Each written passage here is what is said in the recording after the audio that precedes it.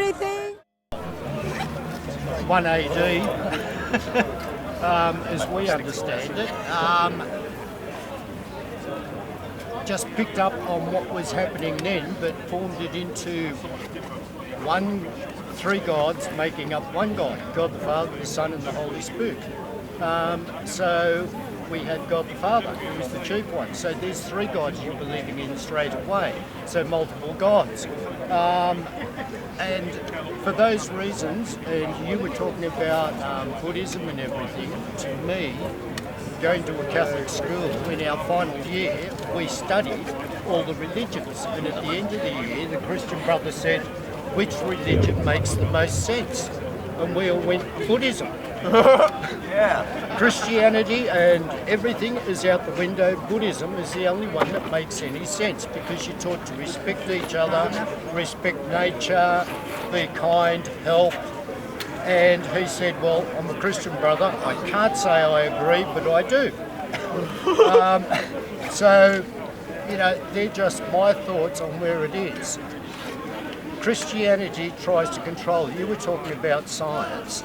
Science back in the 17th, 18th century, the religions, primarily Catholicism, told them what they could and couldn't study because they were coming up with findings that were anti the teachings of the church. So, bang, you can't do it. The same as they did with books. You cannot read Lady Chatterley's Lover because it's about sex and it's taboo. You're not allowed to buy it. Religions dictate. You talked about lecturers and sermons. A lecturer is imparting knowledge. A sermon is, there are two ways of talking to people. They can talk at you or talk to you. A sermon is talking at you. This is what I believe, this is what you're going to believe before you walk out of here. End of story. Hence, I believe people make their own choices and end of story. I think what's very fascinating about Christianity, it seems to have adopted a lot of paganism, and I'm not just talking about, they had the seasons of Christmas and Easter holiday, which were once pagan, they adopted into those. The idea of a god being three, has always been a European pagan concept, and it makes sense because you want the father and you want the mother, and then either the son or the daughter. You have those three shrines that you pray to mostly, and because it makes sense. You want a family coherent unit, and there's also the idea that individualism is something that is genetic in many ways, because when certain populations become lactose tolerant, they start being cattle farmers, and being cattle farmer, you will probably want to have a very individualistic mindset and not collective, because you need to control your cattle. You don't want people stealing your cattle, or you might steal theirs. It's very selfish in many ways, but through that process over generations, we have Europeans who are very individualistic in comparison to Chinese or Africans and whatnot. But there's some Africans, especially West Africa, that are lactose tolerant, and it shows in their behaviour. So, people are just inherently have different advantages and disadvantages.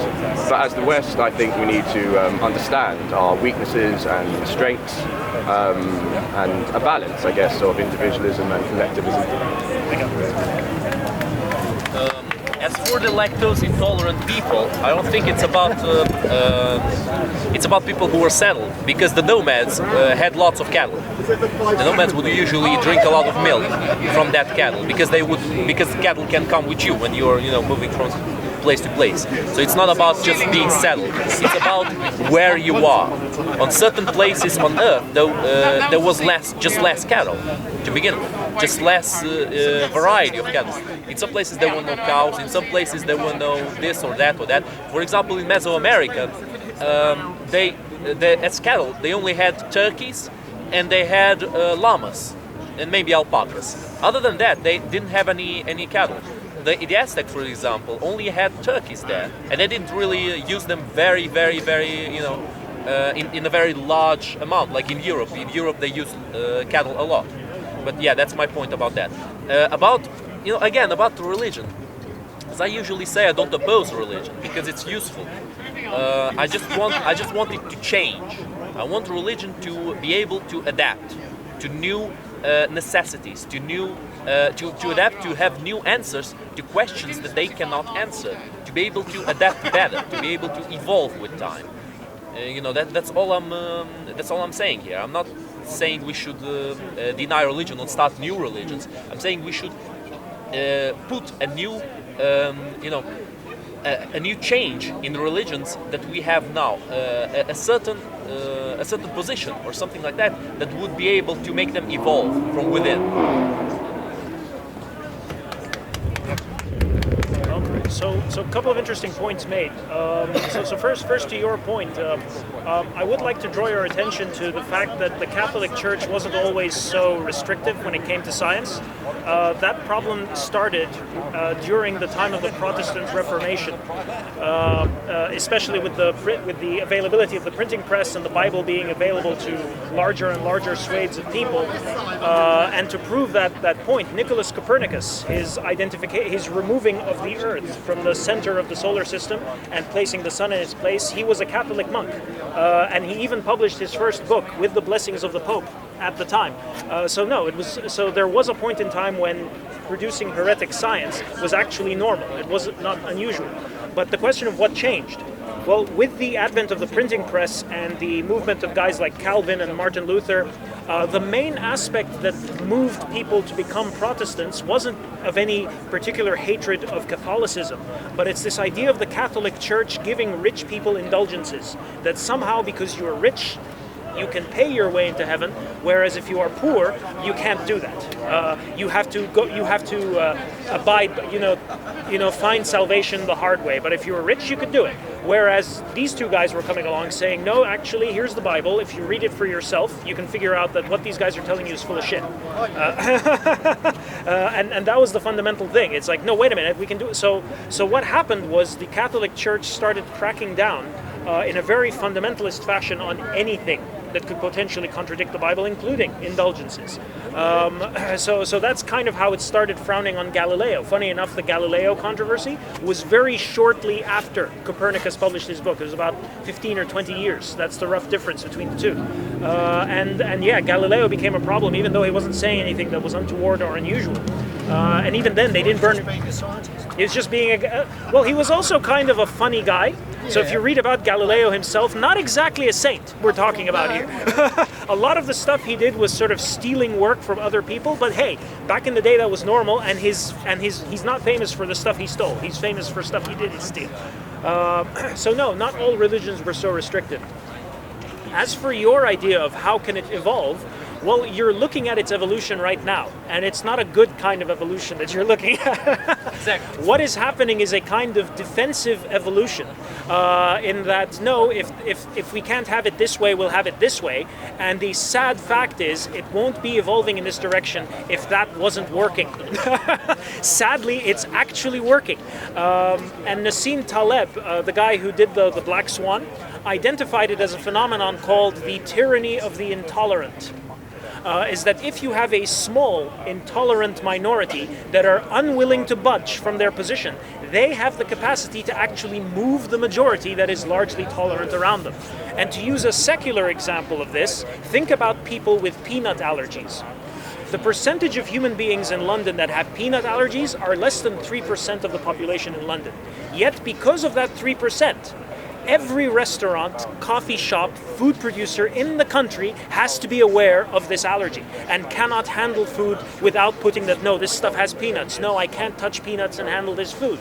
Even though it's 3% of the population. Yes, it's a health issue. I agree with you. It's a bit of a different analogy. But it goes to show how much 3% can actually control the entire population around them. So yeah, I agree with you. It has to evolve, but evolve in a way that's beneficial rather than what we're seeing now. It has to evolve, not devolve. Evolve, devolve. Please. I just want to throw a question out there. Why is this conversation completely about... Sorry? Why is this conversation purely about religion? And do we actually need it to be decent human human beings. Do we actually need what? Religion or this Religion. conversation? Religion to be a decent Do we need human being. Do we need religion to be decent human beings? beings. No, it depends on which person you're talking about. You're looking at the different types of religions, evolved, not evolved, whatever. Do we actually need it to be a human race? To actually have those kind of To be a human race. Human race. that looks after each other? Why do we need to be told by a god or a not god or a creationist or whatever to behave properly? Is it not innate? Okay. Is it not what we're taught as a child growing up? It's not innate at all. It's everything but innate, I would say. Secondly of all, there is no human race. There is a human species with sub-races and sub-races and different things, which don't make it very different, but are slight, at least cosmetic changes in humans. The way they adapt to the environment around them, makes their race. That's why we have different races, because humans, what came before humans adapted to the specific environment. But did they need religion to do that? No, that's not. That's that's just what I'm addressing asking. what you said about the human race. There is no But human you race. don't need I don't religion agree with that. to do that. Sorry? You don't need religion to actually evolve. Okay, I don't believe. in theory you don't, Yeah. but in practice you do.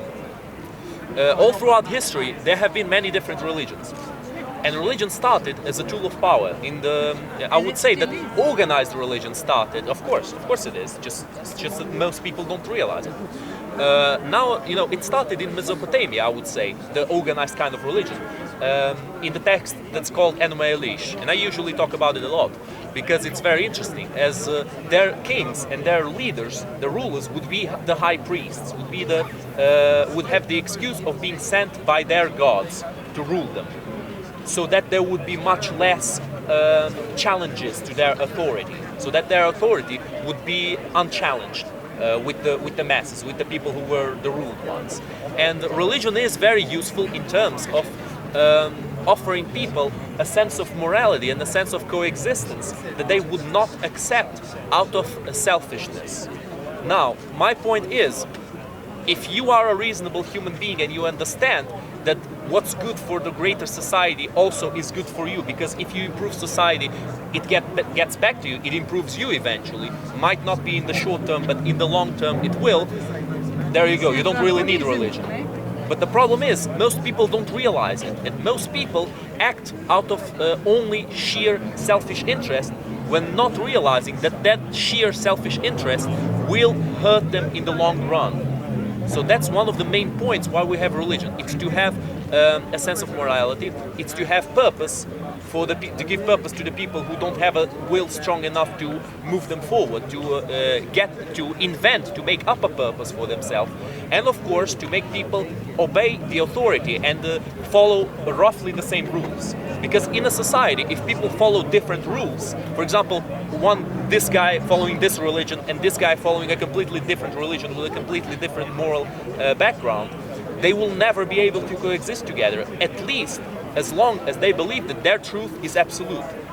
That's why in the same places we need to have roughly the same set of morals and the same rules for people to follow. And that's one of the things that religion does the best to implement in societies.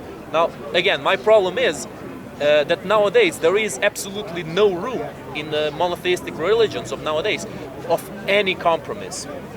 And the less room for compromise there is, the less room for improvement and for evolution inside the same society there is.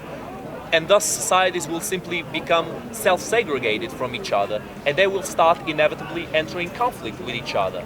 And for example, if we have groups of people believing a completely contradictory religion, in one country we have a group of people believing in a completely contradictory set of moral rules, there will be inevitably conflict. And as he said, the minority will make the majority bend to its will, if the minority is more fundamentalist than the majority, which is more tolerant. You know what I mean? That's the problem of religion nowadays. And again, the way to solve it is to make that those religions, to make that absolutist way of thinking change. So that was not one, but three great questions that you asked. The first is, why is this conversation about religion? It's because, well, that was the conversation happening when I joined, so I don't know why. So, exactly. Yep. So that's the second question you were asking is like, A, do we need religion to be decent people? Do we need it? Not necessarily. But that depends. But then there is a third question, and that's kind of my question to you, is like, what does A, religion mean, and what does decency mean? Because let's take like atheism or monotheism and Christianity and Buddhism out of the window. As people, we're typically defined by our nature, and our upbringing and our environment. So there's a large part of your identity and the way, not you, our identity and the way we think and feel things that are byproducts of the environment that we've grown up in. So when that is the case, the concept of decency tends to change from one environment to another. To give you an example, and this was like a famous joke by a guy named Steve Hughes. So he was comparing Irish people to Swedes. So he was doing a gig in Ireland and without sort of booking a hotel. Oh, you're a funny guy, Steve. Where are you staying tonight? And he's like, I don't know. I don't have a place to stay. Fuck it, you're staying with us. That's Ireland. So the concept of decency is like kind of altruistic and like warmth and whatnot. You do the same thing in Sweden. So, Steve, you're a very funny guy. Where are you staying? I don't know where I'm staying. Good luck finding a place to stay tonight. So again, you're talking about fairly similar cultures. They're not both Christian, both roughly the same societies, but yet the response that is considered decent in one is very different from another. So when you suddenly have an arbiter of what constitutes the law of decency, and people get punished for behaving in an indecent way, and there's people sort of forcing each other to behave in certain ways because they don't want to piss certain people off, you're not very far off from what happens in religious communities to begin with. So do we need quote-unquote religion? I don't think we do, but is there a way of avoiding the stuff that comes with the religion? I don't think we can avoid it either. So your call again. And look, I would agree with that. To me, with religion, it's a lot like politics or any sporting code. Your parents bring you up into whatever religion they are. You're brought up in a family where they're Chelsea, Tottenham or whatever, and you go, no, I really don't like Tottenham, I'm going for Bolton, and everybody's going, why? And the same with politics. Mum and dad were raised by their parents and their grandparents to be Labour, Tory, whatever. And it's just continues on down the line until somebody breaks away and says, no, this is what I'm going to do and this is what I believe in. And to me, that's... But you're talking about religions needing control and changing things. Moderation. Well, moderation in three religions happened about 30 odd years ago, where the Catholic Church was very die-hard. You cannot go to another church for Sunday service. Otherwise you commit a mortal sin, end of story.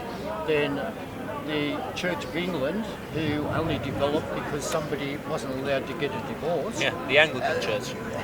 And then the Church of England and the Protestants sat down and agreed that fundamentally our beliefs are the same. So yes, the Catholic Church modified itself and said it is okay to go to church in another church without committing a mortal sin. It's about the only thing they've modified.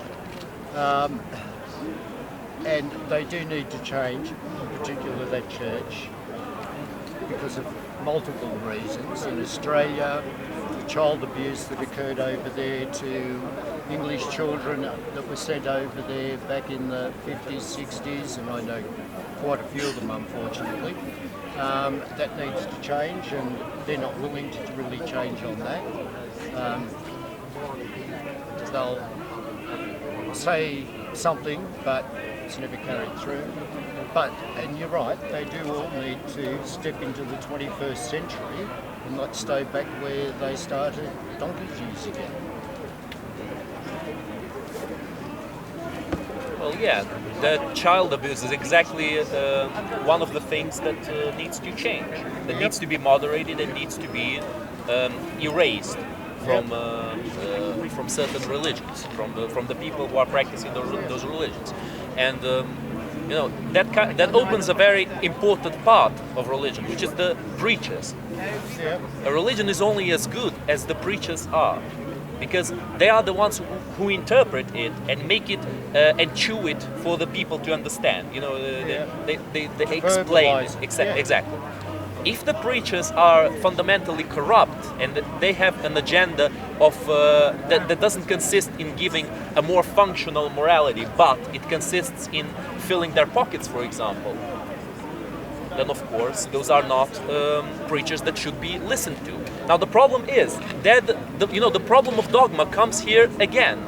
And it really comes, this is the main problem of dogma.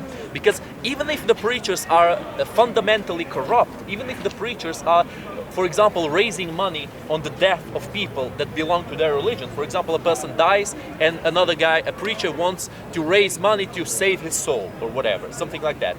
He's basically filling his own pockets without having to be responsible to anybody, when using his religion as an excuse.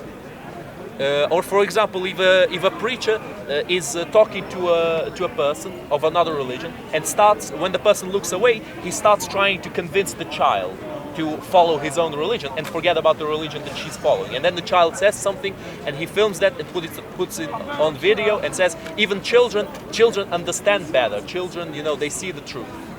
It's a very low way of influencing people. That kind of behavior should not be tolerated in any religion, and the preachers are the main people responsible for if the religion is being propagated properly, if the religion is actually improving people, or if it's making people more corrupt, if it's just filling the pockets of the preacher. And that's my main problem with religions nowadays, because people from the same religion don't have an opportunity to question the authority of the preacher because of that dogma. Because the preacher is absolute. He has the word of God, he's our brother, he's our preacher, he's the truth, and our truth is the only one. So even if they're being completely and utterly cheated by their preachers, by their figures of power, like for example, the bishops, like they are abusing the children, but nobody will do anything because it's the bishop, he needs to be respected, it's absolute, the absolute truth, or an imam, or a rabbi. That's the main thing that should change. There should be a certain addition to nowadays religions that can moderate them, that can openly criticize that religion, but is inside of that religion, is part of that religion, so that the followers of the religion will take him or her seriously on the criticisms and won't see the person as a hate preacher or somebody that wants to just destroy their religion, but instead will see that person as somebody who wants to help them and who wants to stop the corruption of the preachers themselves, of the figures of power inside the religion. That is what I'm trying to, what I would like to achieve in religions. Of course, I have no power over it, but that's the proposition I would make to fix most of the dogmatic problems of religions nowadays. I'd like to say something here on the subject of religion. Let me give you a bit of background. I don't want to blow my own trumpet too much, but I'm a communications engineer, and 50 years ago I was working down there on the embankment on the system which these days people call the Victorian Internet. And I promise you'll see where this is going, so just bear with me. Could you just speak a bit louder, please? Yes, okay. So I'm a communications engineer, and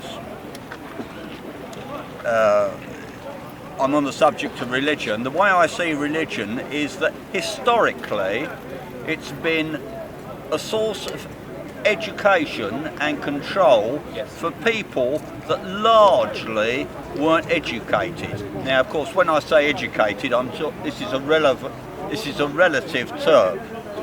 But nowadays we have the internet. 50 years ago, if something happened in Japan, you wouldn't know about it. If something happens in Japan these days, you know about it the following day. Now, just as an example, this thing about child abuse.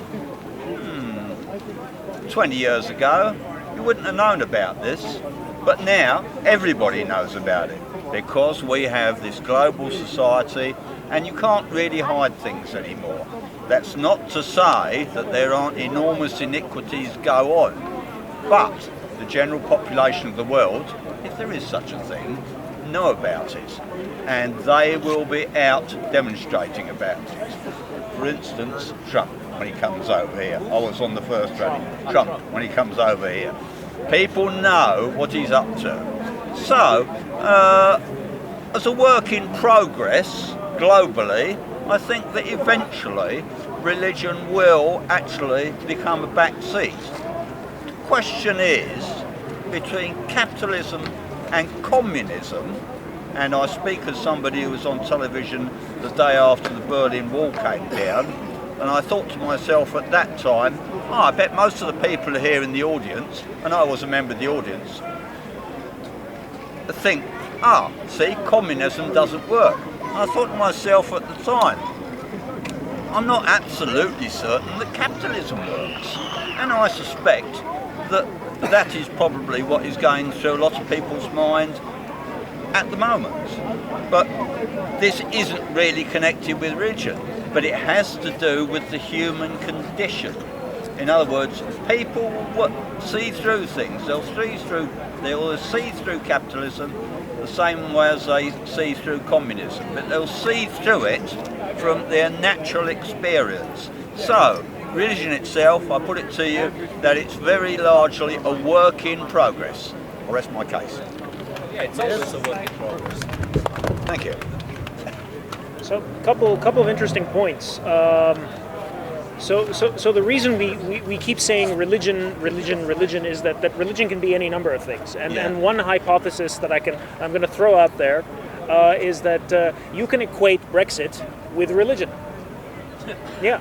Up to a point, yes. Yeah, up to a point. Because again, what is a religion? Is the term itself, religion, there isn't a single set of attributes that scholars agree defines what a religion is. So if I was to take Brexit, I could say that no, Brexit has several foundations that you can call a religion. It has a series of dogmatic principles that are not invited for critical thought. It doesn't really, it's an end in and of itself, rather than seen as a vehicle to certain other ends, whether those ends are positive or negative. It has its preachers, its spokespeople, its entities that are that seem to be milking in a lot of benefit from this thing going on, and it seems to be triggering people on an emotional level. It is abiding by people's sort of spirits and spoken to in a kind of a spiritual, moral fashion rather than a boring legislative bureaucratic thing. So no, my hypothesis is Brexit could potentially be construed as a religious ideology rather than a political bureaucratic one. And onto your subject is like, thanks for that. That was I was thinking about that like just before I came to Speaker's Corner today about the communism and capitalism working or not working. I would say both of them don't work. Exactly my point. Yeah, it's like nothing. The problem with those is that they are both somewhat unnatural ways of doing things, and they require discipline and effort on the parts of its practitioners as a whole to make it work. And if one person fucks up or one person finds a way to cheat and benefit from that cheat, everyone will learn from it. As you rightly so. Hey, if this thing works, why can't I do it too? And then regulators come on, and then suddenly the system becomes increasingly inefficient. So yeah, 2 points. Neither of them work. Neither capitalism or communism works. And Brexit is a religion. Thank you. Okay, just another point I'd like to make, and that is, as far as religion is concerned, I have to say here I'm not a religious person, but it does strike me that most of the religions, with the possible exception of Buddhism, seem to be offering everlasting life. Well, I'm going to die. It's quite obvious to me that I'm going to die. Well, this thing about everlasting life seems to me like clutching at straws. Well, I'm not going to clutch at straws just to follow a religion. I think that's all I have to say about that one. Does anybody here have anything to say that's positive about? Does anyone here think that religion is a good thing and a modern thing and an evolved thing and something? It depends. What is it that you think it offers today? Not everlasting life. Do you agree? Definitely doesn't offer an everlasting life, but the religion I was born into doesn't offer that, and it's not Judaism. So. I think the panel's pretty unanimous, well, almost unanimous. Well, that it doesn't. How can you be sure? But That it doesn't what? about life after death. But in what you're saying, religion is good for people that are looking for something to hold on to give them a reason for doing what they are doing. and there are a lot of people that do that. It is a fundamental truth that they can believe in as opposed to politics or something like that. So to that, yes, I think religion is good for people. It is a crutch for a lot of people. And I'm going to give you an example of myself and another guy being late for Mass one Sunday when we were about 14 because we'd been for a surf. We walked in hoping a certain priest wasn't there because he walked up and down the aisle. He didn't stand up in the pulpit. And we walked in and we've got the one walking up and down the aisle giving his sermon. And we've just cringed. And he said, you know, welcome boys. We've got wetboard shorts, wet t-shirts. And everybody's looked at us. And he just said to us, or said to the congregation, what are you all looking at? These two guys have just given up what I presume is a really good surf to get here, to go to Mass. Most of you are hypocrites sitting there saying, I wish to Christ you'd shut up and finish so we can go home, have our barbecue, do whatever. And he said, most of you are hypocrites. You don't want to be here, but the church says you have to be here, otherwise you commit a mortal sin. These two guys have made an effort. And on that, I will rest my case. So there's a big difference between saying religion is a good thing and saying it's good for certain people who need a crutch. Does anybody think it's a really good thing? Absolutely good thing. Of course not. Just like any kind of morality or ideology. It's not absolute, never absolute. There are no perfect ideologies. Sorry? Give you an anchor of morality objectively. There you go. We have the interrupter here now. Oh, sorry. It's alright. It's alright. Got one of these. Okay. No, but he actually does have a kind of has a point. Religion, as I usually call it, it's a tool of power, and power is fundamentally necessary for humans to survive and to coexist.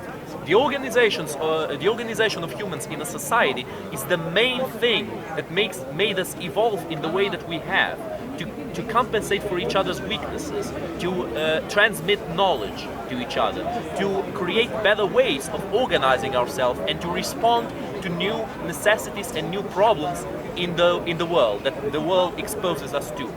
That's the main point of the organization of power, of the structure of power, for humans to be able to exist as one body, as a united body that moves forward. Now, religion facilitates that to a great extent. Religion allows people to follow the same kind of moral rules without questioning it too much.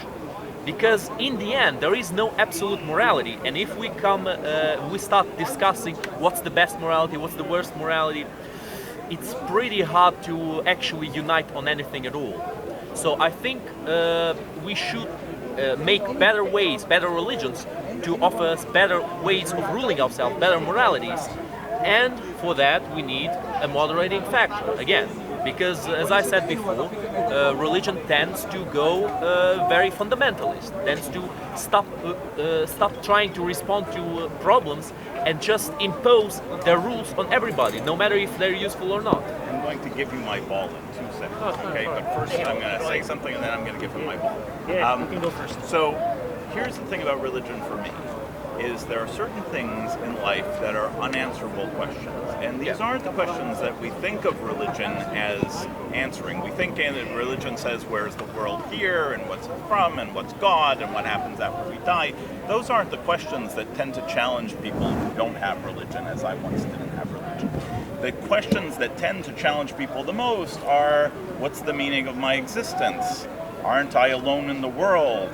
Does anybody really love me? What's the purpose? What's the purpose of it all? When you think of people who are depressed, they get depressed and they latch on to these questions. And one of the things that's wonderful about religion is if you read religious writings over history, is to understand, to realize that people 2,000 years ago were struggling with the same problems that you're struggling with today.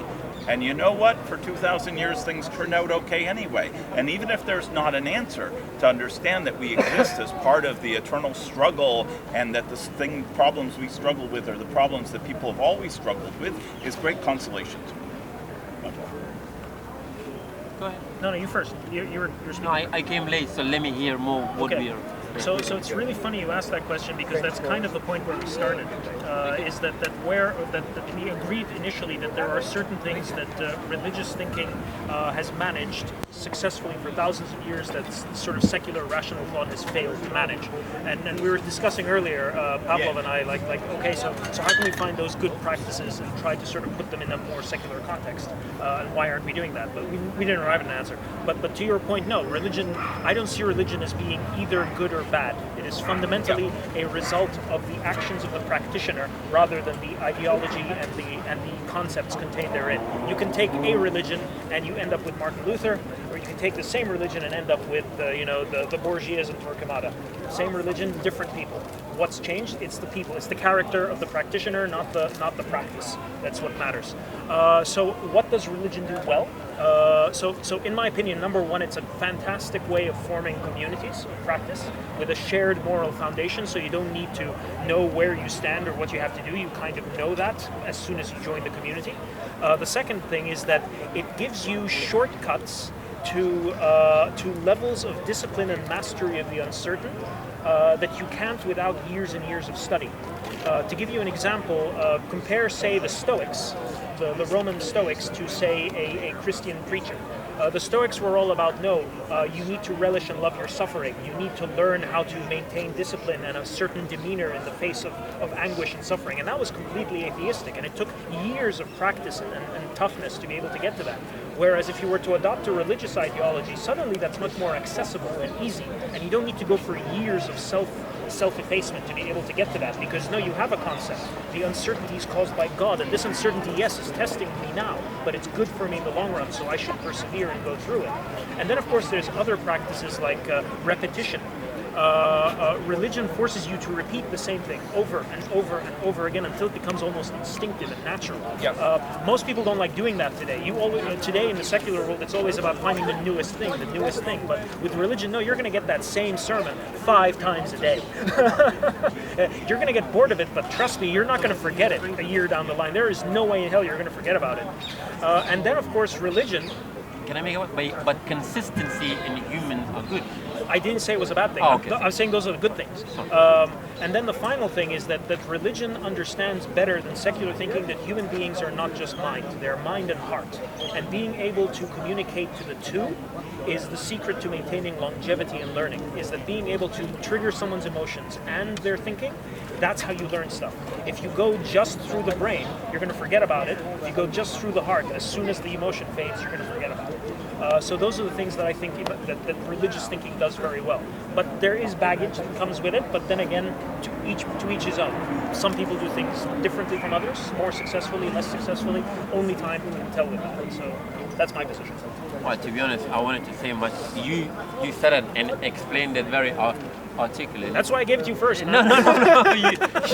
You did a fantastic job. But I think a world without God becomes this world that the morality of every human being, it becomes subjective to its own and do whatever you like.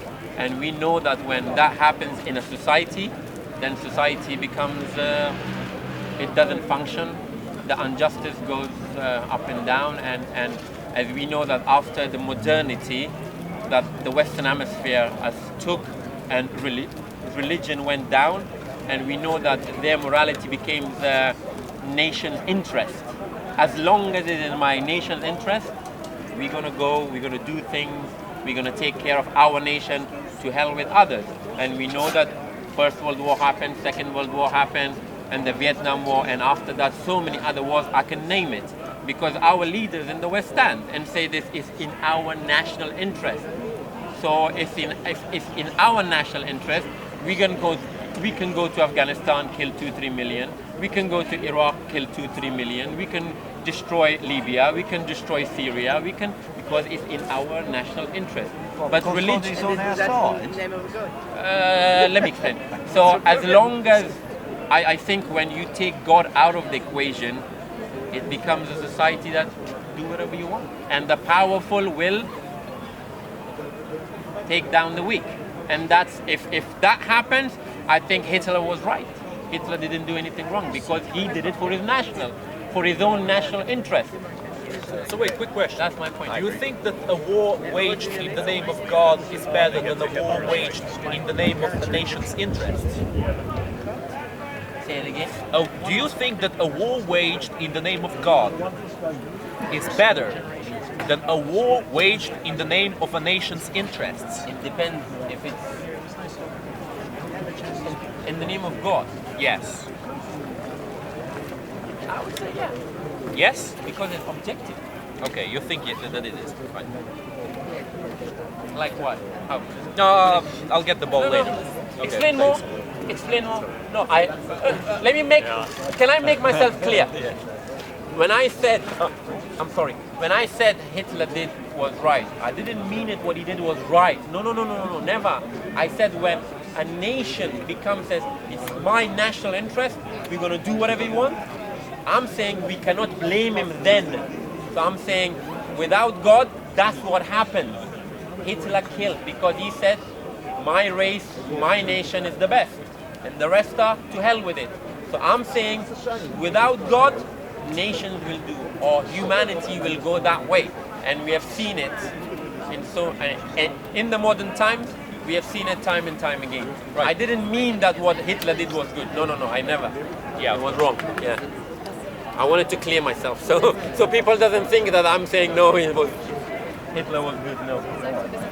Yeah, so He might have done some good things. I wanted to respond to what the gentleman who's just disappeared was saying about how you can look back at religious writings and get some kind of succor from the idea that people Some kind of? Support from the idea that people 1,000 years ago were wrestling with the same existential problems that we're wrestling with today. But I would want to put into the mix the ecological, environmental view that we're not in the same state 1,000 years ago as we are now. And the fact is that 1,000 years ago we could submit to a different religion, and it, on one side of the earth, and it wouldn't impact people on the other side of the earth, for example. But we're in a situation right now where one, we've got weapons of mass destruction, and two, we've got impending ecological breakdown, and that we need to find the solutions. We can't just look back in time and gain some kind of moral support from the idea that we were wrestling with those same existential problems. We actually have to find the solutions now. So I just want to put that into the mix. I just think it's fascinating, this your interpretation that you don't have a one God, so to say, then people just do what they like. We can debate that, but I want to understand that we know there's something must have created something in order for something to exist, but is that really us to decide that there's this person who literally you can speak to, that can give you instructions, wants you to do this, despite the vastness of the universe? I think humanity will always lean to having a figure. Now, it doesn't necessarily have to be the incarnate God. It could be a human being. It could be a personality cult who's North Korea. That's basically all they have. It's one line of family that is less than so to say. And I think it reflects in everyone's history, and there's this idea that this hero that was thousands of years ago in the past will return one day when his people need him. And we have like Barbarossa sleeping in the mountains of the Alps. Who? Barbarossa doing what? Sleeping in the mountains of the Alps. Sleeping in the? In the mountains of the Alps. In the Alps, sleeping in the Alps. But what do you mean by that? I need to do a bit of research in the story, but Sleeping in the mountains of the Alps. What do you mean by Barbarossa sleeping? You mean Friedrich Barbarossa, the no. Holy Roman Emperor? No. Operation Barbarossa. It's Indian gold. Could you explain us? We don't know anything about that. No, I was making an analogy to like King Arthur. That's what I meant. Like, it's the same The myth. point was, is religion good or bad? No, but That was the point. What does the Barbarossa sleeping in the Alps mean? It's I just, don't know. it's just example. You see, it's nobody knows. No, it's example of like people having a historical figure that will return one day, and he's just sleeping, or he's just. So Barbarossa, the Holy Roman Emperor, No, it's will not return. Yeah. So it is him. Okay, Yeah, fine. sorry. I understand what you mean now. Yeah. I got confused with another Indian god that did the same thing, but that's the Hindu. Can you speak up about that? I'm having trouble hearing. Yeah. Okay, so I'd like to address first your point about environmentalism. Yes. Now, no religion was ever environmental. No religion ever cared about the environment other than the environment that provides for humans. The goddesses of nature were the goddesses that would provide useful things for humans. They were not the goddesses of snakes and lions and wolves. They were the goddesses of fruit, the goddesses of grain, the goddesses of the hunt and those things. Nobody ever cared about providing an environment, about things that don't provide anything back to humans. That's the functionality of humans as natural beings. They preserve themselves and they expand as much as they can. Because, humans are, again, parts of nature. They are natural beings. And nature is self-destructive to the extreme. Whenever a being can't exist, can't compete in nature, he simply dies. That's what happened to the marsupials. That's what happened to the other plants in the Devil's Garden, as I gave many examples before that. Huh? That's what's happening With humans now. in the world. With humans in the world. Oh yeah, of course. Causing extinction. Yeah, but humans are not the only beings, the only living creatures that cause other creatures to go extinct. Other creatures caused each other to go extinct. Whenever a creature can't exist, can't compete with other creatures in nature, it goes extinct. It's as simple as that. But if you don't excessively use nature, then No, but I'm not applying it to humans with each other. I'll come to that later. I'll come to your point later. But what I'm talking about is, what you're saying that religion has something to do with preserving the environment as it is, I don't think it's true. I don't think it has any. I don't think it has any veracity into it. And if you think it is, then give me examples of it. Because the examples I gave you are that goddesses and gods of nature. The example I gave you, don't go to excess. No, wait, that has Don't nothing be to greedy. do. That has nothing to do with what you're talking about Yes, here. the environment. No. Your God is a God of humans.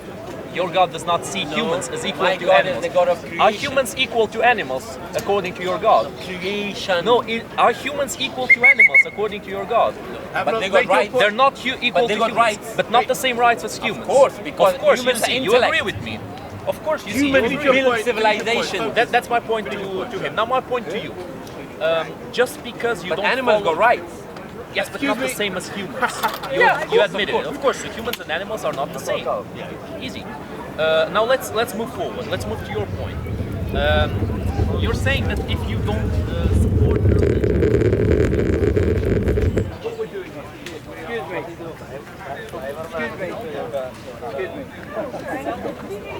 Yes, you've got some there. Oh, and some bags as well. Yeah, I want to make sure you get some. Now here I have this here little polemic which I've written all myself on my own with no help from anybody else except me, called The Three Dimensions of Freedom, now available from the fabulous Faber and Faber, embodied here and our two friends. And what we're filming now is a little bit of promo for the book to get some of the ideas out of this book. Content over everything from your man, say it straight. Man, don't listen to BBC. Man, don't listen to ITV. Listen. You better have some good excuses. You better have some good arguments. You want to argue with me? Okay, let's go. You're the one shouting. Now you I'm a speaker at Speaker's Corner. Let's speak. I always shout at Speaker's Corner. Let's speak to each other. You shouldn't shout for you should call people names. Come back. Come here, bro. You like calling your name by any chance? Come back. He runs. Not even listen to the MUM. They doesn't listen to